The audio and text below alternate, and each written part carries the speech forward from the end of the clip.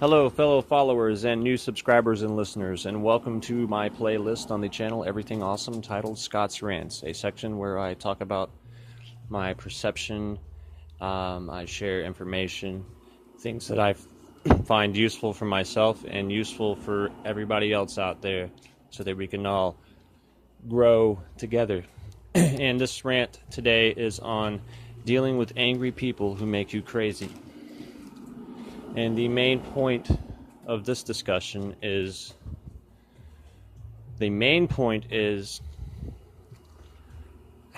how to handle yourself better. All right, the first thing I want to say is, okay, anger is a normal human emotion. I mean, people are going to piss you off.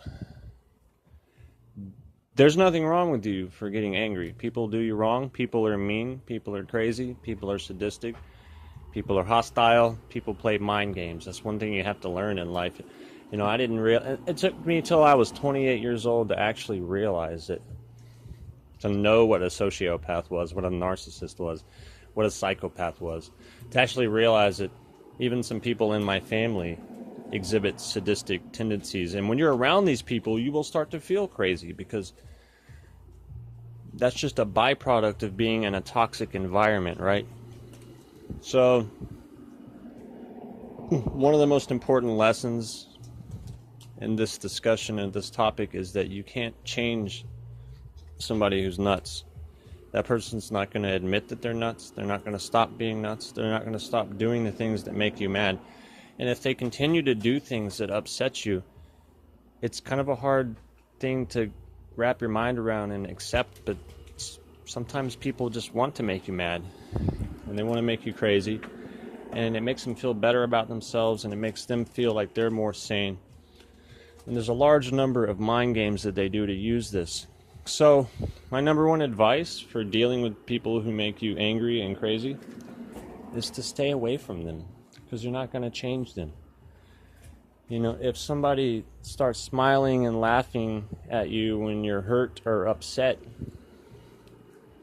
obviously that's not normal, and you can't try to justify in your mind why they're doing that. It's clearly a sadistic tendency. All right, now let's look at the definition of sadistic. Sadistic means deriving pleasure from somebody else's emotional, physical pain, suffering, or humiliation. Basically, suffering or misery of any kind causes these people pleasure. It makes them smile, it makes them laugh, so don't give it to them. What you got to do is you got to get away from that toxic environment. You have to get away from that toxic person and just train yourself to not really care about what they're doing, because if you can get to the point where you can just laugh at them, it'll actually backfire on them. Like, have you ever seen the Austin Powers where the Barbie robots or whatever, he starts shaking his head around and they start their heads explode? That's kind of what'll happen here. So the first step to dealing with this kind of problem is to learn what's going on. All right, learn the terminology. I don't know if you have a pen and a piece of paper handy or a keyboard, but go ahead and take a minute to get prepared. Write these things down, look them up. It'll do you a lot of good. All right. Sadism, sadistic. Also, you want to look into narcissism, sociopathy, sociopaths, and psychopathy. Gaslighting. Gaslighting is when somebody basically, like an example of it, say that I say or do something to you, and then, you're like, well, why did you say that? Why did you do that? And I'm like, I didn't say that. I didn't do that. It's something that, it's a way to make you question your own perception, right? It's a psychological warfare. It's intended to make you go nuts, to doubt your own perception, so that eventually these people can do or say or anything and then just deny it, and you'll accept it even though unconsciously it's true. And it causes what's called cognitive dissonance, which is like a psychological state of hypocrisy. It's a neurological conundrum, right, between the conscious and the unconscious. Unconsciously, you know something's wrong, You know something's going on. Consciously, you don't want to accept it. And that causes this disturbance, this chaotic state in your mind, which is very stressful. And as we know, scientifically, stress in the mind is biologically degrading. It's harmful. It's, is detrimental to your health. Your psychological well-being controls your biological well-being because your thoughts lead to your feelings, right? Your brain creates and releases peptides. And when you think of something that makes you happy, happy peptides are released. When you think of something that makes you sad, sad peptides are released. So when you allow toxic people in a toxic environment to control you, it's literally control. It's control. If somebody else can say or do something, it causes your brain to release these innate drugs that you don't want to be released, that are toxic in high levels and daily levels, then you're literally allowing somebody else to slowly kill you. What you got to do is, I'm going to put a link in here to another video that talks about this. You have to rewire your neural pathways, because neurons that fire together wire together. Habitual thinking patterns lead to habitual behaviors, habitual patterns, and habitual peptide release. Now, if you're around toxic people for so long, you might become sensitive to the peptides for anger. You might become sensitive to the peptides for sadness. And as I stated in another video, when a cell divides, there are more receptor sites to pick up on the peptides that you're basically biologically addicted to. See, there is such a thing as biochemical addiction, right? Some people are addicted to certain emotions, and they might,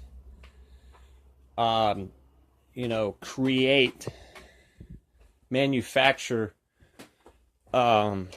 drama or situations or thoughts in their mind that fulfill this biochemical addiction.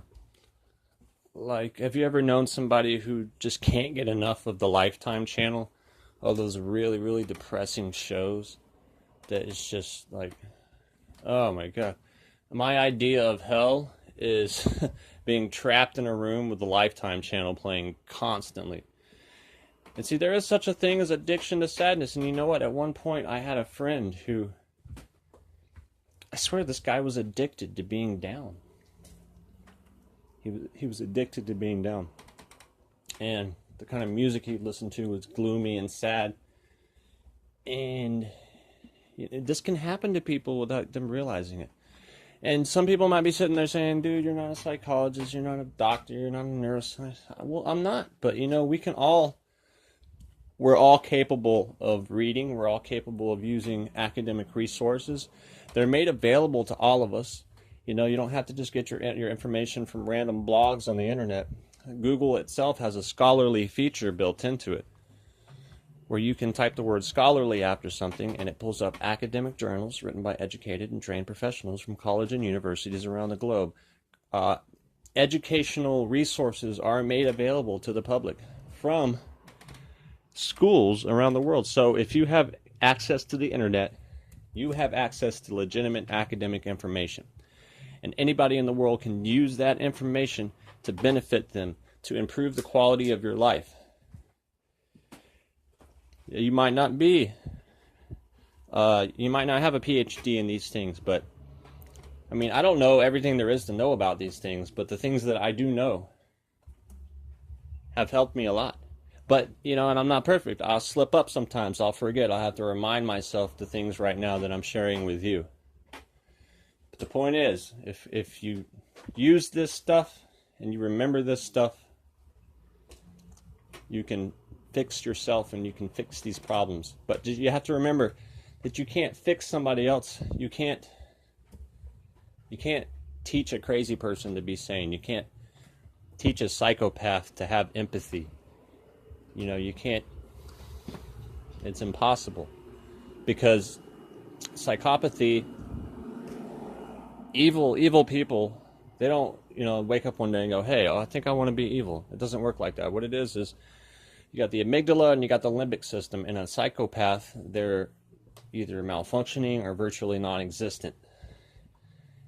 And that is what evil is. It's not a choice.